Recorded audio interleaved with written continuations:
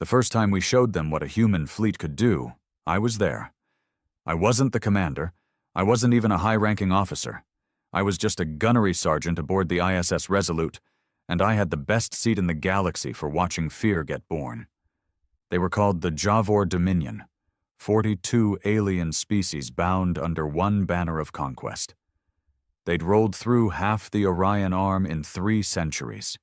Every battle they fought, they won. Every enemy they met, they either absorbed or erased. And when they finally came knocking at Earth's doorstep, they didn't even bring their full strength. They thought we'd fold. They thought the humans were just another soft little species hiding behind technology we didn't even invent. They didn't understand we'd been fighting wars before we learned how to walk on the moon. Our first fleet wasn't massive. 12 heavy cruisers, a handful of destroyers, and a carrier loaded with strike wings. They outnumbered us 8-1. Their ships were sleeker, newer, dripping with alien engineering that had centuries on ours. Didn't matter. I still remember the calm silence before the first shot. We could hear our own breathing in our helmets. Our captain, old enough to have fought in the Europa rebellions, stood there like a statue at the tactical table. Then he gave the order. And hell opened. The Resolute's railguns tore their lead ship in half before they even locked onto us. Our fighters swarmed like hornets, burning their way through the enemy's flanks. Their shields weren't ready for weapons that hit like meteor impacts at relativistic speeds. And we weren't ready for how easily it all happened. 30 minutes later, half their fleet was drifting wreckage. The other half ran. Not tactical withdrawal. They ran, left their dead, left their crippled ships, left everything. We thought that was the end of it. It wasn't. Because when their High Council got the battle reports, they didn't see 12 human warships. They saw a predator they'd never met before. A species that didn't fight for survival like prey, but for victory like an apex killer. And the thing about predators? They don't stop. I didn't know it then, but our first fleet was just the warning shot. Command was already building more. Bigger. Meaner. 10 times more. And when those fleets launched, the galaxy learned that fear can spread faster than light. I didn't see Earth for almost 2 years after the Battle of Hades Gate. That's what they called it later. Hades Gate, because it was the place where hell came knocking for the Javor Dominion. After that victory, we didn't exactly go home. Command didn't want us anywhere near Earth, not when we were now the most dangerous thing the galaxy had seen in centuries. We stayed out there in the black, patrolling, hunting, gathering every scrap of intel on the Dominion's movements. At first, I thought the Javor would come back hard. 8-1 odds hadn't been enough? Fine. I figured they'd throw 20-1 next time. I expected their fleets to come roaring into soul space, shields up, guns blazing, determined to crush the upstart humans before we could do more damage. But they didn't. Instead, the Dominion went quiet. Not just pull back and regroup. Quiet. Dead quiet. Like they were afraid to even show themselves in the same sector as us. Our recon ships reported abandoned outposts, empty trade routes, and silent relay stations. They even shut down some of their frontier colonies, hauling their people deeper into Dominion space. That's when it hit me. We hadn't just beaten them, we'd scared them. Now I'd been a Marine for over 20 years, and I'd learned something the hard way. Fear makes people stupid. They overreact. They make bad calls. And if you push just right, they'll break without you even needing to finish the fight. Apparently, Earth's brass had learned the same lesson. While we were out here, the big brains back home had been busy. Shipyards that had been on peacetime contracts were suddenly running 3 shifts, pumping out warships like factories on fire. Our old Mars yards, once too slow to keep up with expansion demand, were building new carriers twice the size of the Resolute. Luna Shipworks was forging battleships with armor so thick they didn't even bother designing escape pods, just lifeboats and last wills. The biggest surprise was Saturn's rings. Everyone thought they were just pretty to look at, maybe a place for the odd mining rig. But turns out, the Navy had been hiding something there. Deep in the shadows, in Titan's orbit, a fleet construction dock so massive you could hide half an armada inside it. And that's exactly what they were doing. When the orders came down, our little task force rendezvoused at Titan. We'd been called home, not for rest, not for leave, but to join something bigger. I'll never forget the sight when we came around that moon. The dock's floodlights lit the black like sunrise, and in that glow, row after row of warships stood at anchor. Battleships, carriers, destroyers, cruisers, the works. 10 fleets, each one larger than the one we'd used to tear Hades' Gate apart. It wasn't a navy anymore, it was an extinction machine. We docked, and the old man, Captain Renford, called the crew together. He didn't do speeches often, but when he did, you listened. "This isn't about defense anymore," he said. "This is about ending the threat. The Dominion thinks we're a species they can intimidate. They think Hades' Gate was our best shot. They're wrong. That was just us knocking politely. Now we're going to kick the door in." There was a moment of silence, not because we were afraid, but because we were processing it. Earth wasn't just planning a counterstrike. They were planning a war to the knife, the kind where the only peace would be when one side was a memory. And judging by the steel in Renford's eyes, that memory was going to be theirs. The build-up took months.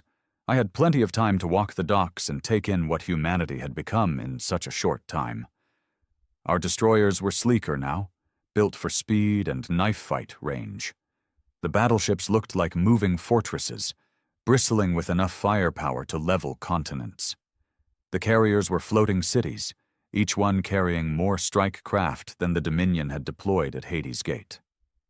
The Resolute herself got an upgrade: new railgun batteries, point defense arrays, and an experimental shield projector. We weren't just repairing her, we were turning her into something even deadlier. The mood among the crews was different. Before Hades' Gate, there'd been nerves. Doubt. Guys wondered if we were biting off more than we could chew. Now? It was like watching wolves pacing before a hunt. Everyone knew what we were capable of. Everyone wanted another taste. Word filtered in about the Dominion's reaction. Apparently, their High Council had held an emergency session when they learned we were mobilizing. Some of their member species were already calling for peace talks. Others wanted to launch a preemptive strike before our new fleets deployed. But their leaders hesitated. They'd seen what a dozen human ships could do. They didn't want to find out what 100 could manage. That hesitation was their first mistake. When the launch orders came, they hit like an electric shock through the docks. All 10 fleets were moving out at once. Different targets, same goal. Carve the Dominion's frontier apart and push straight into their heart. Fleet 1, ours, was heading for the Karun Corridor, a trade artery so vital to the Dominion that taking it would be like cutting off their air. Other fleets were aimed at shipyards, supply lines, and military hubs. The plan wasn't just to win battles. It was to break their spine in a single campaign. As we cleared Titan's shadow, the comm channels lit up with fleet chatter. I caught sight of the armadas stretching into the distance, each formation a wall of steel and firepower. It was a sight that would have made most sane men wonder if we were going too far. But we weren't sane men anymore. We hit our first target 4 days later. The Karun Corridor's defense station was supposed to be impenetrable. 3 kilometers of armor, 6 shield generators, 30 heavy turrets. The Dominion had stationed a fleet there, too. 40 warships, most of them battle-tested. They never stood a chance. Our battleships came in first, guns hot. The Resolute and her sisters threaded between the enemy's firing arcs, railguns smashing shield nodes before the Dominion could react. Our fighters swarmed like angry bees, dropping plasma torpedoes into their engine housings. I remember targeting one of their heavy cruisers, watching its shields flare and collapse under sustained fire. I didn't even need to finish it. Another ship in our formation tore it in half, with a broadside, before I could fire again. The whole battle lasted 17 minutes. 17. We docked at the station afterward. Not to take it, but to strip it bare. Anything useful got loaded onto our supply ships. Anything left got slagged so the Dominion couldn't take it back. The message was clear. Nothing they built was safe anymore. By the end of the first week, all 10 fleets were reporting similar victories. Dominion shipyards were in flames. Their patrol fleets were in retreat. The High Council had gone silent again, no doubt scrambling to figure out what to do before we reached their core worlds. But fear is a disease, and it was spreading fast. We intercepted civilian chatter from deep inside their space, merchant ships rerouting away from human-controlled sectors, colonies fortifying themselves against attacks that hadn't even been ordered yet. Some of their smaller member species were openly talking about breaking away from the Dominion entirely. I could see the end already, not in days or weeks, but in the way their entire empire was starting to collapse under the weight of its own paranoia. We were tearing them apart without even having to fight every battle. And the best part? We were just getting started. I've been in a lot of wars. But this one was different. It wasn't about survival anymore. It wasn't about defending our home world. This was about dominance, about making sure the galaxy understood exactly what kind of species humanity was. We weren't prey. We weren't allies. We weren't even rivals. We were the thing you didn't provoke. If you've never been in the enemy's war room, let me tell you, it's not that different from ours. Oh, sure, the Javor High Council chamber was all curved obsidian walls, shimmering light displays, and enough gold trim to make a Terran dictator blush. But the mood, that was familiar. Fear stinks the same no matter the species. I wasn't actually there, not in person, but our intel boys had intercepted a live transmission from one of their own council relays. Someone inside the Dominion, someone high up, was leaking to us. We never found out who, but I like to think they'd seen Hades' Gate and decided backing us was better than dying with the rest of their empire. The feed came through our tactical display one night, while the Resolute was still in the Karun corridor. We were halfway through stripping a defense platform when Renford had us assemble in the comms bay. The image flickered to life. 12 alien figures seated around a crescent table, each one representing one of the Dominion's ruling species. They weren't arguing yet. They were doing that quiet, teeth-gritted thing politicians do right before a fight. The High Chancellor, a tall, black-scaled brute with eyes like molten silver, finally spoke first. The human threat must be met now. We have waited too long. The Karun corridor has fallen. The war foundries of Vec have fallen. Even the Yuri's shipyards. He stopped because one of the others, a feathered creature with a long, hooked beak, slammed its talons against the table. "And whose fault is that? You insisted we withdraw after Hades' Gate. You said they would not advance further." From there, it devolved fast. Voices overlapped. Claws scraped. One of the smaller counselors, a jelly-like being in a containment sphere, was practically vibrating as it shrieked about human barbarism and unrestrained violence. I caught Renford's eye. He was smirking. "They're not united anymore," he murmured. "They're fracturing." On the feed, a new voice cut through the noise. It was quieter but sharper, like a knife drawn slow. "Enough. This council will vote. Strike now with all available forces, or sue for terms while we still have the fleets to defend our core." The vote was split. Half wanted to throw everything they had at us in one massive counterattack. The other half were already talking about peace, though the words sounded like poison on their tongues. In the end, they compromised, if you can call it that. They'd launch a counterstrike, but not against our full strength. They'd pick one fleet, one they thought they could isolate and crush, to make an example. We found out later they chose us. The attack came 3 days later, just as we were pushing deeper along the Karun corridor. Our fleet had been moving fast, too fast for them to regroup, but they must have been watching, must have found a gap. It started with a comm blackout. Our long-range channels jammed into static. Then our forward scouts went dark. The Resolute's sensors picked up ghost readings, drive signatures just outside our detection net, moving in fast. Renford didn't panic. He didn't even raise his voice. Battle stations, tighten formation, keep the destroyers on the outer ring.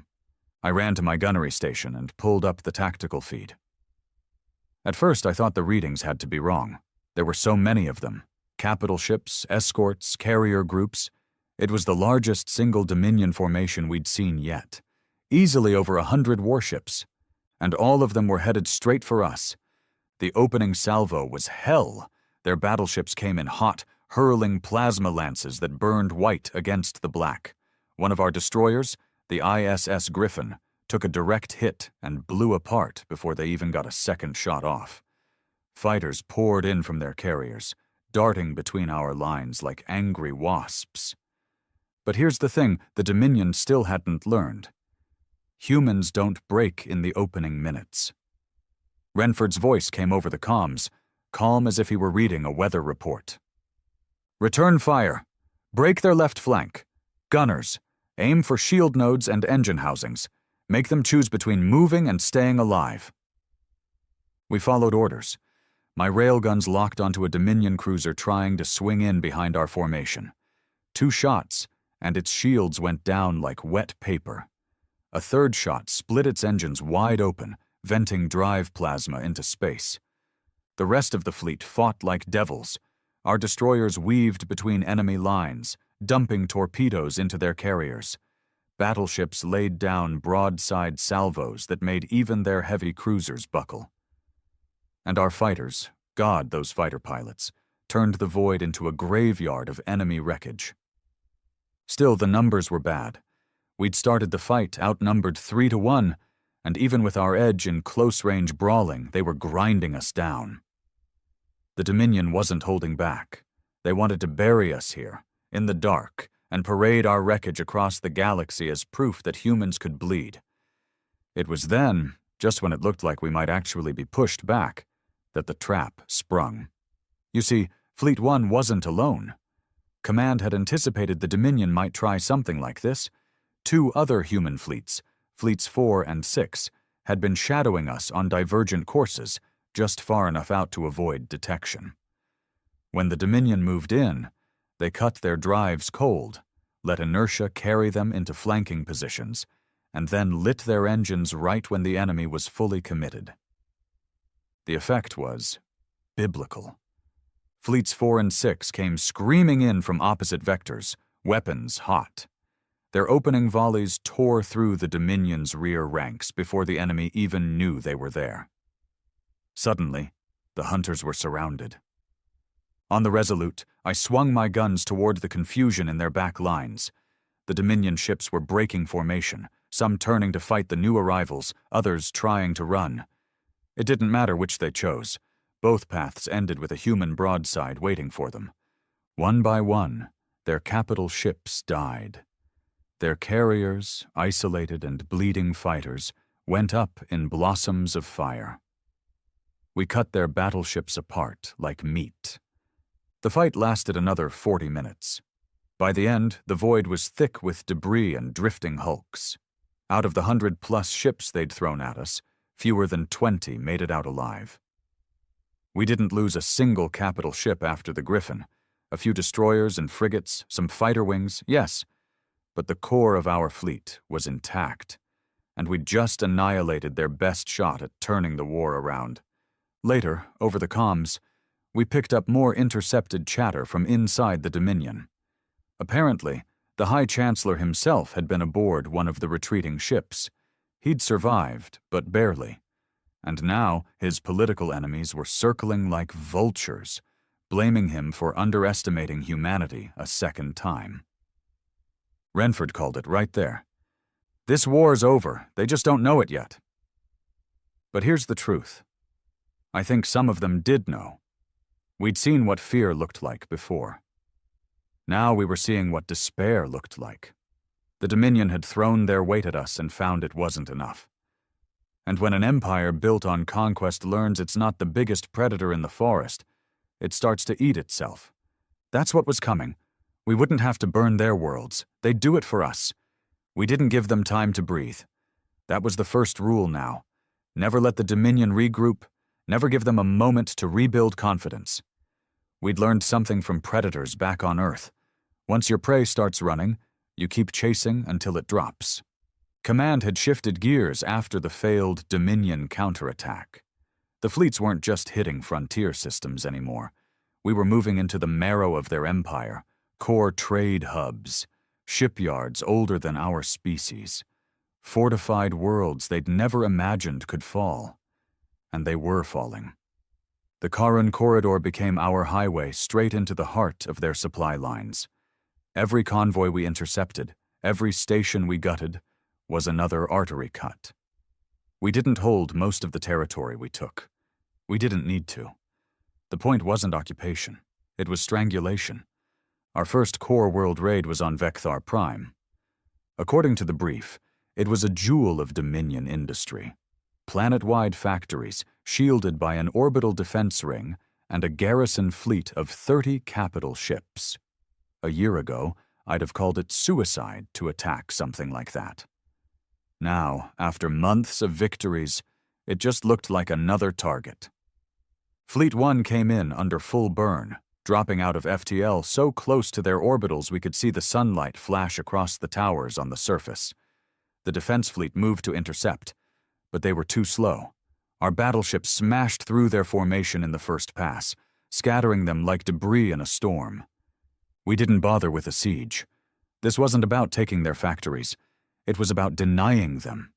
We pounded the surface. Not indiscriminately. We targeted their foundries, ship assembly yards, and power grids. Our railguns punched through the planet's defensive shield, and when the barriers dropped, our bombers went to work. Precision strikes. Cold, surgical destruction. The Dominion's fleet didn't even try to defend the planet after the first hour. They ran. That was the new pattern. Every time we hit one of their untouchable worlds, the defenders were gone within the day. It was like the fight had been beaten out of them. But not everyone in the Dominion was willing to go down with the ship. We started getting signals from some of their member species, back-channel offers, coded messages slipped into the comm noise. They wanted to talk. Not for peace, not exactly. For defection. The first were the Uris, a reptilian species that had been one of the Dominion's early conquests. They'd supplied the Dominion with warships for centuries. Now they were offering to hand over their remaining fleets to us, in exchange for protection when the whole thing collapsed. Command accepted, of course.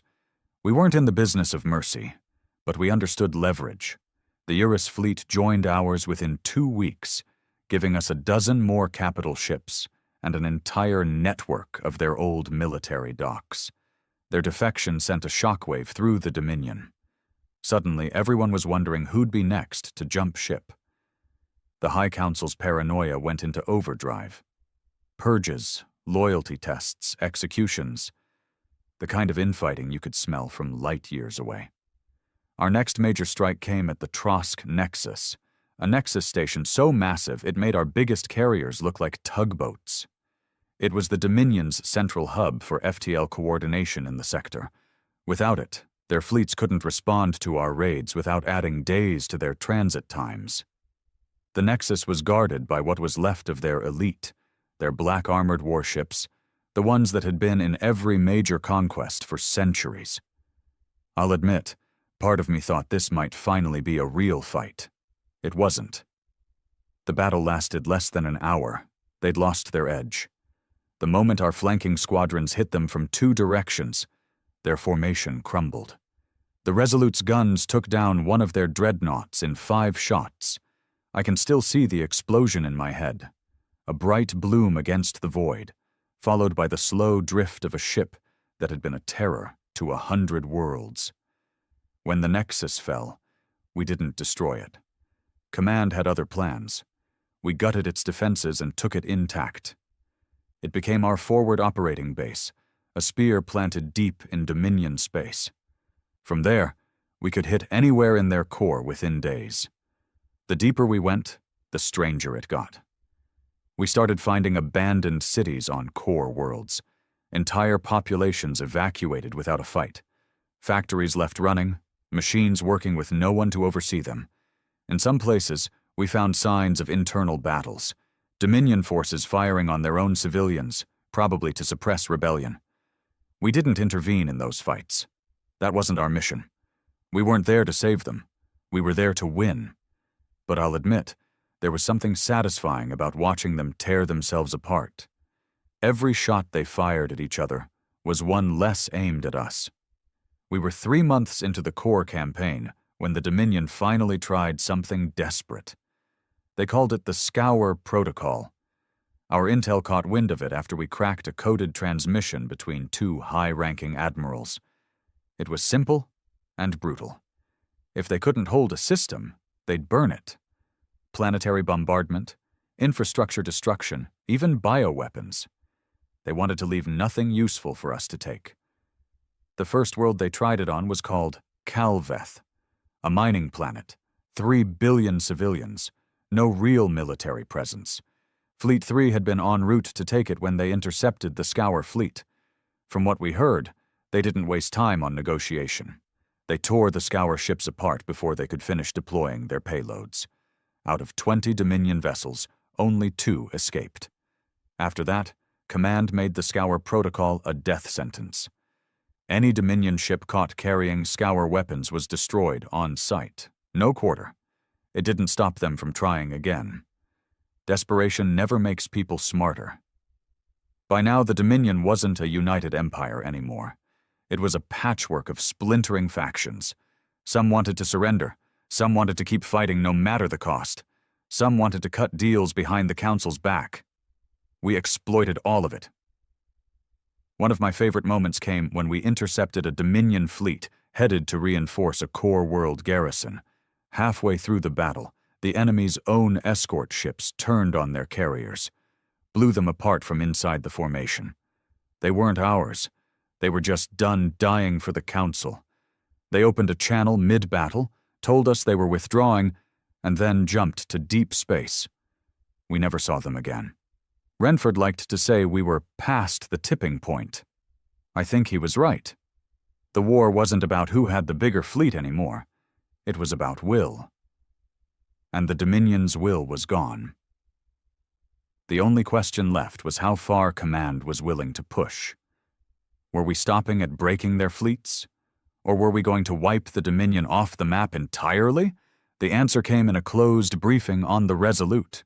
Renford called the senior officers into the wardroom, locked the hatch, and pulled up the new orders. We weren't stopping. The next phase was planetary. Not raids, not strikes, occupations. Core worlds would be taken, garrisons established, their industry turned to our use. We weren't just going to beat them. We were going to own them. I didn't know it then, but that decision would change the tone of the war. Raids were clean. You hit, you left, you didn't have to see the aftermath. Occupations? Those got messy, and I had the feeling things were about to get messier than any of us had signed up for. They called the target Kale Moore. It was no fortress world, no deep space shipyard, no battle-ready garrison. On paper, it was just another Dominion core planet, heavy on industry, light on military presence. But it was our first real occupation order. That made it different. For months, we'd been cutting the Dominion's spine with hit-and-run raids. Strike, destroy, move on. Now, the orders were simple. Take Coilmore, hold it, strip it for resources, and make sure the Dominion never took it back. This was going to be a ground war. Fleet 1 hit orbit on a cold morning. At least it was morning for them down there. We broke their orbital defense grid in minutes. Their handful of capital ships didn't even get the chance to run. The Resolute's railguns cored them before they cleared the upper atmosphere. From high orbit, Kalemore looked beautiful. Sweeping oceans, massive green continents, sprawling cities that shone like jewels in the sunlight. But beauty's got nothing to do with survival. The first wave went in hard. Dropships loaded with Marines, armored walkers, and enough heavy ordnance to level half the city blocks if we needed to. I was with the second wave, assigned to secure the southern industrial district in Kalemore's capital. The drop was rough. Anti-air fire wasn't heavy, but it was enough to make the sky light up like a storm. One of our transports took a hit and spiraled into the ocean. No survivors. The rest of us came in low, weaving through the towers until we touched down on the landing pads outside the factories. We hit resistance right away. Dominion infantry, light armor, plasma rifles, and the kind of grit you only see when people are defending their own streets. They didn't have the numbers to stop us, but they weren't trying to stop us. They were trying to bleed us. Every corner was an ambush. Every rooftop had a sniper. They'd let us take a block, then hit our supply line from behind. We fought for 20 hours straight before we could even set up a perimeter. That was the first taste of it. Occupation wasn't like ship-to-ship combat. Up there, it was clean. You never saw the people you killed. You just saw the wreckage drift by. Down here, it was different. We kicked down doors and found families huddled in basements. We cleared apartment blocks that still smelled like breakfast cooking in the kitchens. We saw the faces of the people who hated us. Not soldiers, not politicians, just civilians who'd been told we were the monsters coming to burn their world. And maybe they weren't wrong. By the end of the first week, we had the capital locked down. The factories were under our control, the ports secured, the spaceport cleared for our resupply runs. But holding a city isn't the same as owning it. The Dominion knew it, the civilians knew it, and we knew it. The insurgency started almost immediately. They didn't fight us head-on. They didn't have to. Bombs under our patrol routes, assassinations of our liaison officers, sabotage in the factories. One night they hit us with a chain of coordinated attacks, blew 3 fuel depots, sniped a comms relay team, and planted explosives in one of our barracks. We lost 23 Marines before dawn. Command's response was as blunt as you'd expect. Renford called an emergency meeting in the Kalemore Governor's Palace, now our forward command. He didn't bother sitting. "We aren't here to win hearts and minds," he said flatly. "We're here to secure this planet and strip it for everything it's worth. If they want to fight, we make it too costly to even think about." Orders came down for curfews, checkpoints, and search and seizure sweeps. Any sector that produced insurgent attacks got locked down under martial law. We were told to detain anyone suspected of collaboration, and detain didn't always mean they'd make it to a holding cell. Some of the younger Marines flinched at those orders. Most didn't. We'd all been in this war long enough to understand that mercy wasn't part of the playbook anymore. The worst fighting came in the southern slums, where the Dominion military had left caches of weapons before retreating. The locals fought us there for 3 weeks straight. They weren't soldiers, but they fought like they had nothing to lose. We brought in armored walkers to clear the streets. They brought in scavenged plasma launchers to knock them out. Every time we thought we had them cornered, they slipped into the sewer tunnels and came up 3 blocks away. One night, I was leading a patrol through those tunnels when we walked straight into an ambush.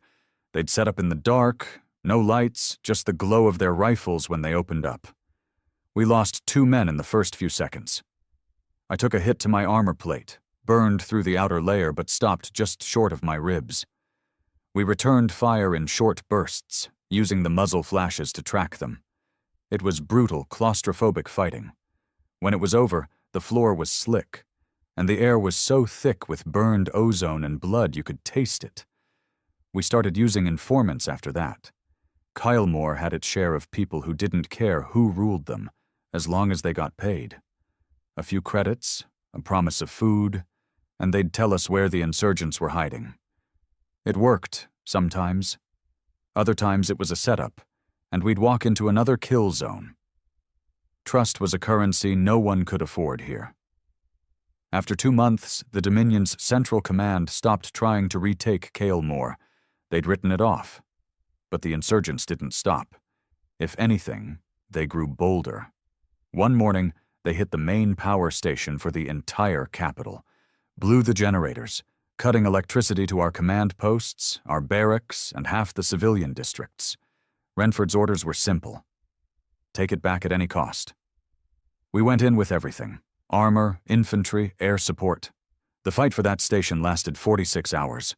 We lost 38 Marines, 3 walkers, and 2 dropships before we cleared it. When it was over, we didn't rebuild it. We fortified it. Every approach was mined. Every rooftop within firing distance was flattened. By month 3, Kalemore wasn't the same planet we'd landed on. The skyline was scarred with blackened towers.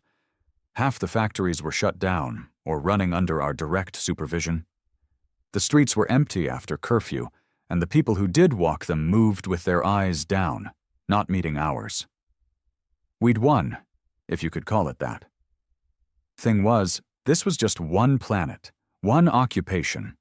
The Dominion had dozens more worlds like it. If this was the new phase of the war, we were going to be fighting like this for years. Some of the men started to question it. Not out loud, not where command could hear, but in quiet conversations in the barracks. We'd signed up to defend Earth, not grind a foreign empire into the dirt, one city at a time. Me? I didn't waste time on questions. Orders were orders. But even I could feel it. This was different from the clean victories in space. Occupation got into your head. You couldn't fire and forget the way you could with a railgun from orbit. Down here, every fight had a face. And some of those faces stayed with you. By the time Fleet 1 was rotated out for refit and rest, Kalemore was locked down tight.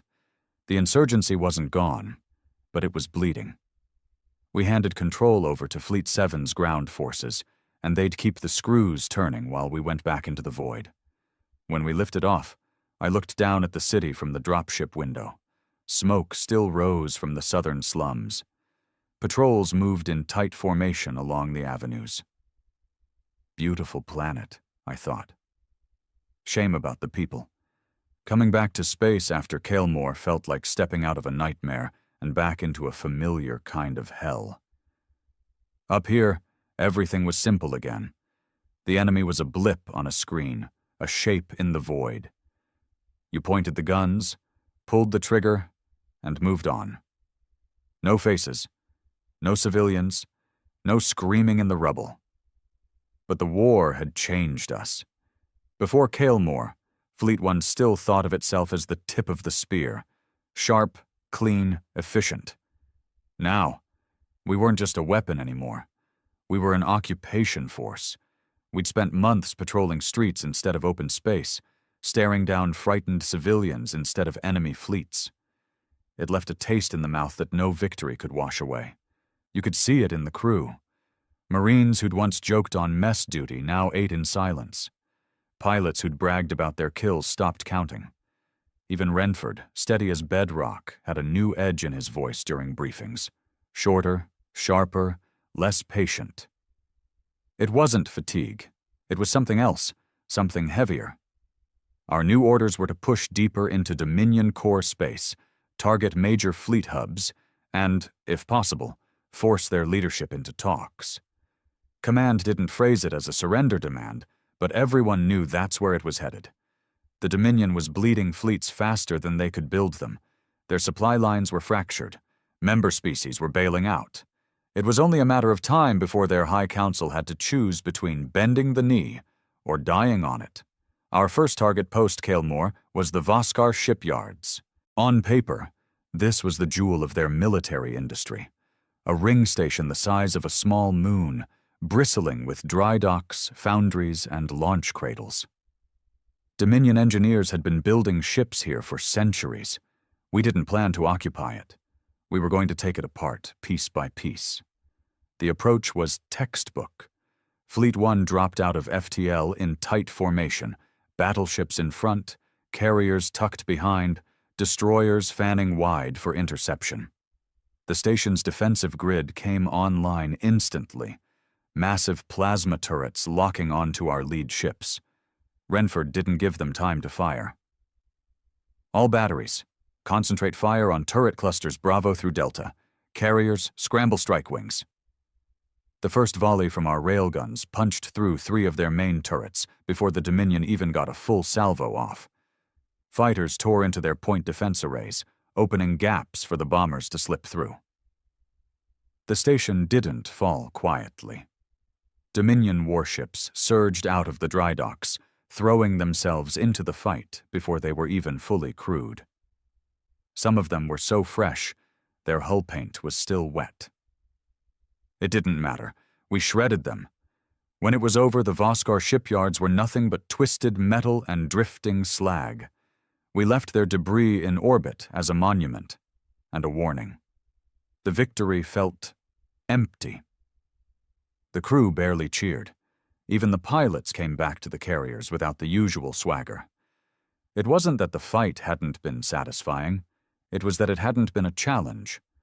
The Dominion wasn't meeting us blow for blow anymore. They were dying in pieces. Some of the older veterans started whispering about overkill. Not out of pity, none of us had that left for the Dominion, but out of the cold calculation that maybe we didn't need to crush them this hard. Thing was, Command didn't see it that way. The more the Dominion bled, the more they wanted. The first hint of surrender came 2 weeks later. We'd been tracking a Dominion courier ship through the Karun corridor, expecting it to lead us to another retreating fleet. Instead, it cut engines and broadcast a tight beam message directly to our flagship. The transmission was from one of the High Council's secondary envoys. He claimed to be speaking unofficially, without the Chancellor's approval. The Dominion was open to discussions, he said, but only if Earth agreed to halt core world strikes. Renford had the Comtech mute him halfway through. You tell them we'll talk when they're ready to send someone who can sign the surrender. Until then, we keep hitting their worlds. The envoy didn't reply. The courier ship jumped to FTL and vanished. After that, it became a game of mixed signals. One day we'd get an intercepted message from the High Council calling us butchers and swearing they'd never bow. The next we'd find whispers from a provincial governor offering to defect in exchange for safe harbor. It was the kind of confusion you only get when an empire's falling apart at the top. Meanwhile, the lines between soldier and conqueror kept blurring. On one raid into the VEC system, our boarding parties found a Dominion freighter loaded with food supplies for a refugee fleet. Technically, the refugees weren't a military target. They weren't even part of the fight. Command ordered us to seize the supplies anyway. Logistics officers didn't care where the food came from. It was going to feed our troops on occupied worlds. I saw the look on the freighter captain's face when we boarded. Tall, insectoid, eyes like molten gold. He didn't plead, didn't fight. He just stood there while we stripped his cargo holds bare. When it was over, he walked back into the crew quarters and shut the hatch. Didn't open it again. That was becoming the new war. We weren't just killing fleets anymore. We were cutting the Dominion's people off from everything they needed to survive. Fuel, food, water, medicine. It all became fair game. If it kept their ships from moving or their factories from running, we took it. Some called it strategy. Some called it cruelty. I stopped calling it anything. It was just the job now. 3 months into the core campaign, the Dominion finally made a public move toward negotiation. It happened after Fleet 3 took the Varen Relay, a key FTL hub connecting half their remaining strongholds. The High Chancellor himself broadcast a message across open channels. He didn't use the word surrender. He called it a mutual cessation of hostilities. He wanted a ceasefire, territory freezes, and recognition of Dominion sovereignty over what remained of their core worlds. Renford watched the broadcast without a word. then had it replayed in the wardroom. "This isn't an offer," he said when it was over. "It's a stalling tactic. They want to buy time to rebuild what we've broken. Command won't bite." He was right. The answer from Earth came back within the day. No negotiations until full and unconditional surrender. The Chancellor's broadcast went silent. Dominion propaganda started calling us extinctionists. Maybe they weren't wrong. That's when the tone in the fleet shifted again. Some officers started talking openly about wiping the Dominion out completely, not just dismantling the Empire, but erasing it from the star maps. No more core worlds, no more High Council, no more anything. Others warned that going that far would make us the new tyrants. It didn't matter. The people making the calls back on Earth had already decided. We weren't stopping until the Dominion couldn't get back up. The next set of orders was proof enough. Coordinated strikes on every remaining shipyard, relay station, and military command center in Dominion space. We weren't waiting for them to come to the table anymore. We were going to take the table, break it, and burn the pieces. Fleet One's part in it would take us right to the edge of their capital world. Renford didn't sugarcoat it during the briefing. "This is the final push. They've got nothing left to throw at us except whatever's defending their homeworld. Once that's gone, the war's over, one way or another." And I remember thinking, one way or another didn't necessarily mean we were walking away as the heroes. They called it Velthar Prime, the Dominion's cradle world, the seat of their High Council, the planet they swore no foreign fleet would ever see, much less threaten. And now Fleet One was staring at it through the forward viewport. We didn't come alone. 3 human fleets had rendezvoused at the edge of the capital system. Fleet 1, Fleet 2, and Fleet 6. Behind us, the remains of the Eurus defectors and 2 other Dominion breakaway factions hung back in support, their ships patched together with human tech. The Dominion knew we were coming. You could feel it in the comms silence, in the way the capital system bristled with defense satellites, fortified stations, and minefields so thick our sensor displays lit up like someone had scattered broken glass across the void. This wasn't going to be another quick kill. This was their Alamo. Renford's voice carried over fleet-wide comms before we moved in. "This is the last fight, gentlemen. You've all seen what they do to the worlds they take. You've all buried friends they've killed. Remember that. Today we break them, or we don't come home at all." The tone wasn't bravado. It wasn't even anger. It was cold and absolute. The kind of voice a man uses when he's already decided the only outcome worth living for is total victory. We jumped first to the outer edge of the minefield. Fleet 6's destroyers moved in to clear a path, picking off mines with pinpoint gunfire. A few detonated prematurely, sending shockwaves through the black, but nothing that slowed the advance.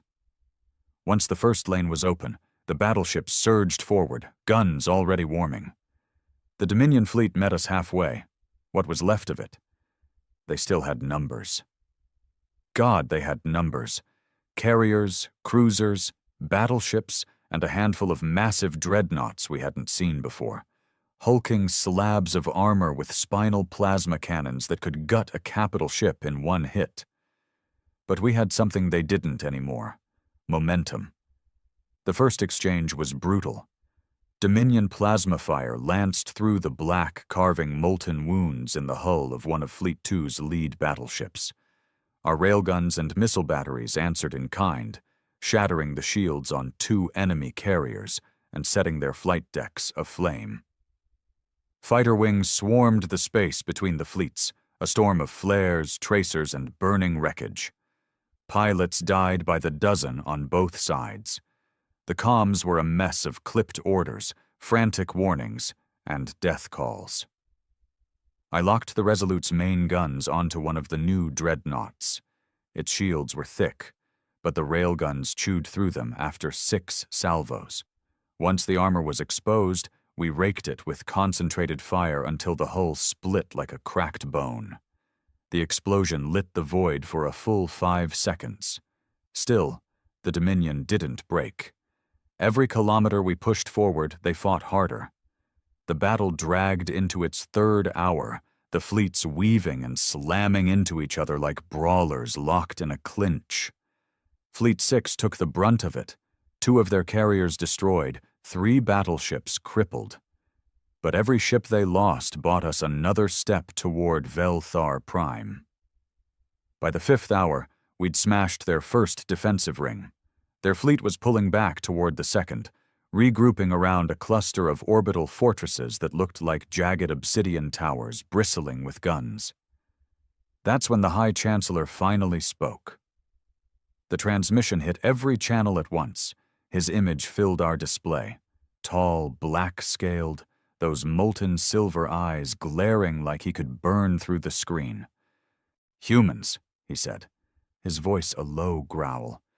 "You think victory is yours because you have slaughtered your way here, but you will not set foot on Velthar Prime. This is where you end." Renford didn't even blink. "You had your chance to surrender months ago. Now we finish it." The Chancellor's jaw tightened. Then the channel cut. They came at us again, every remaining ship in the system. No more defensive lines, no more fallback positions. Just a wall of steel and firepower hurtling straight at us. It was chaos, point-blank engagements between capital ships, boarding actions as desperate Dominion crews tried to cripple our flagships from the inside. Fleet 2 lost another battleship when a Dominion cruiser rammed it head-on, tearing both ships apart in a spray of molten debris. We gave as good as we got. Fleet 1's destroyers gutted 2 enemy carriers in the first 15 minutes of the renewed assault. Our bombers swarmed their dreadnoughts like hornets, hammering their weak points until the big ships bled themselves apart. Still, the cost was mounting. An hour into the final push, we punched through their last fleet formation. The void between us and Velthar Prime's orbit was clear, except for the orbital fortresses. Renford ordered every gun in range to focus fire. The fortresses were tough, their shields holding against the first volleys, but under the combined fire of 3 human fleets, they fell one by one. When the last fortress split open, we had an unobstructed line to the planet. That's when the real choice came down. Command back on Earth had sent us sealed orders before the battle, only to be opened if we reached this point. Renford cracked them on the bridge, his expression unreadable as he scanned the text. Then he looked up, eyes like cold iron. "Earth wants us to glass the surface." Nobody said anything at first. Then one of the junior officers, spoke up. "Sir, that's the capital. Billions of civilians." Renford didn't answer right away. His gaze swept the bridge, taking in each of us. "The order is clear. Total planetary bombardment. No survivors, no chance for them to rebuild." It wasn't a shock, not really. Everyone in the fleet knew there were people back on Earth who wanted the Dominion erased completely. But hearing it out loud, here, with the planet in sight, that was different. The bridge went quiet except for the low hum of the Resolute's systems. My hand stayed on the gunnery controls, but I didn't touch them. I'd killed more Dominion soldiers than I could count, but this was something else. Renford finally broke the silence. "Prepare the bombardment protocols, but until I give the order, we hold fire." No one argued. Down on Velthar Prime, the orbital view showed cities glittering under the clouds. Even from space, you could see the layout, sprawling metropolises, vast industrial complexes, sprawling green belts. It was the beating heart of their empire. Destroying it would end the Dominion, no question. But it would also burn our names into history as the species that committed genocide to win. The High Chancellor opened a channel again, his face strained now, his voice raw. "You want this world? Then take it. But you will never erase us. If you burn Velthar Prime, we will haunt your species for the rest of your existence." Renford didn't reply immediately. I could see the weight of it on him, This was the moment. Do we pull the trigger, or do we give them one last chance to surrender? That's where we stood. 3 fleets in orbit, guns locked on the Dominion's homeworld, the fate of billions hanging on a single word from our captain.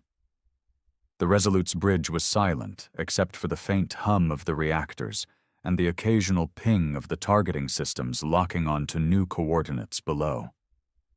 Velthar Prime filled half the viewport, an ocean and continent marble wrapped in slow-rolling clouds. It would have been beautiful if you could forget what it stood for. This was the throne world of the Dominion.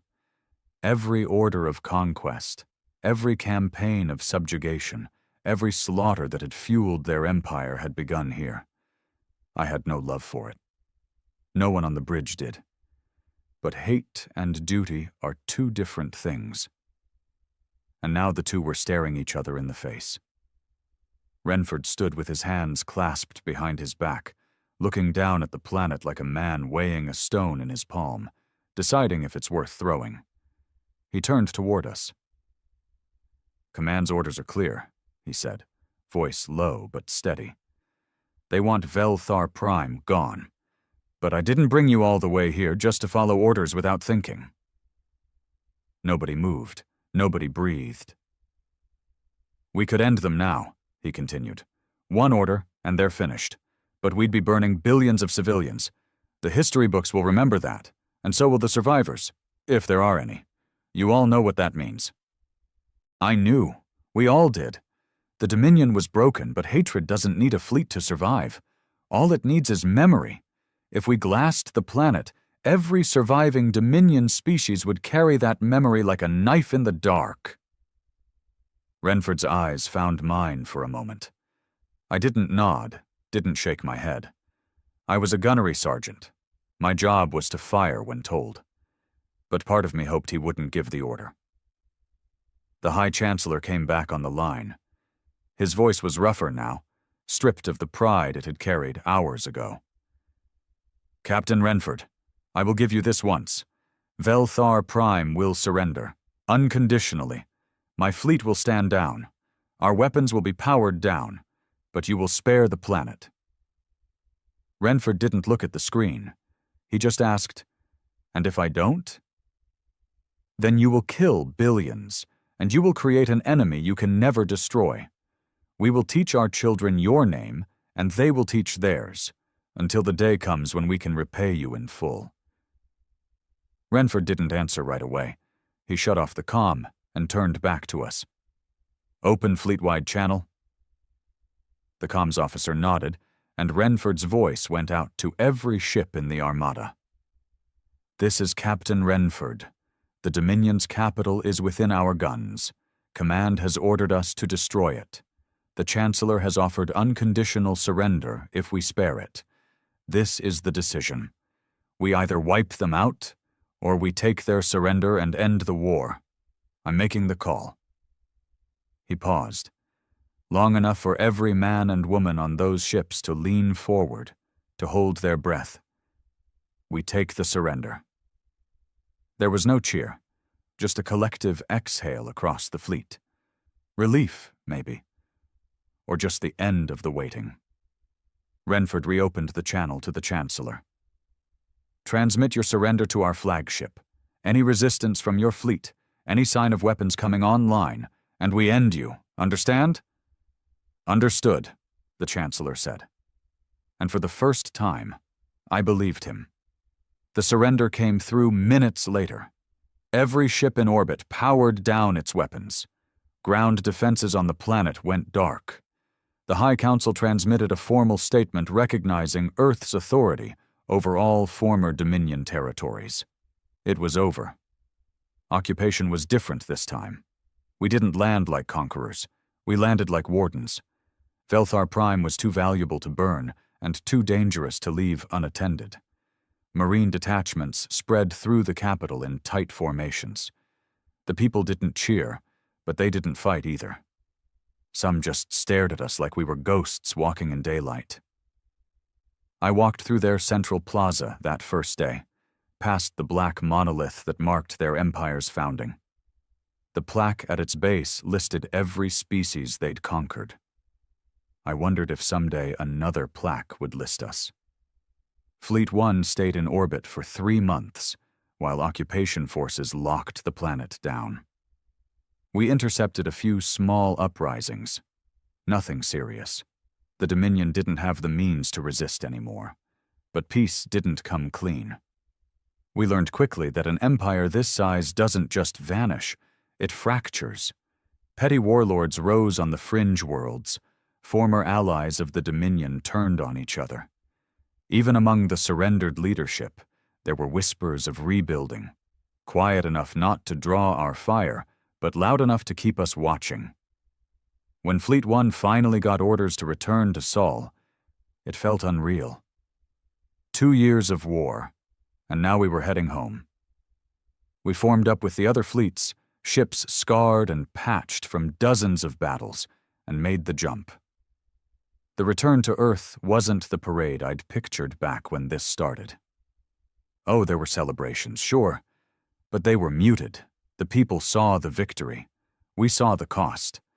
Some of the crew didn't even go planet-side. Too many memories.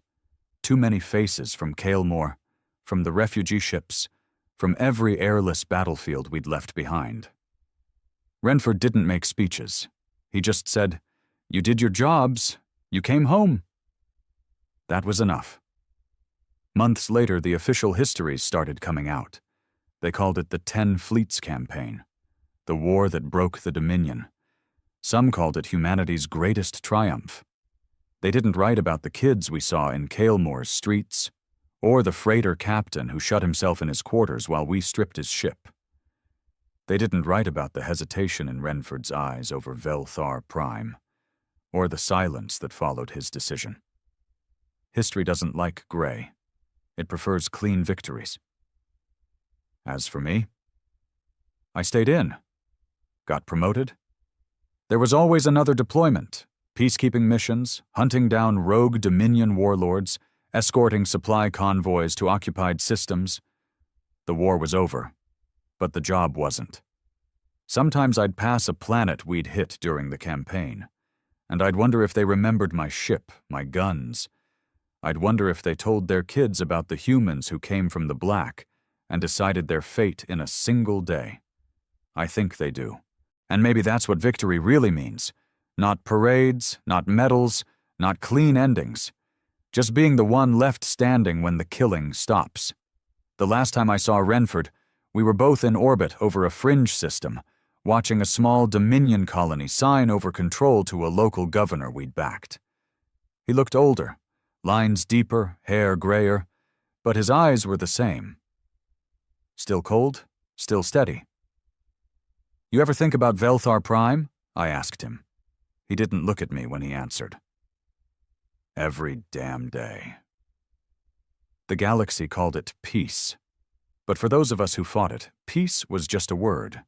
What we had was quiet. And quiet doesn't last forever. That's the end of the war, and the start of whatever comes next. Because if history's taught me anything, it's that someone, somewhere, is always waiting to test the apex predator. And when they do, I hope they remember. One fleet was enough to terrify them. Then Earth unleashed 10 more.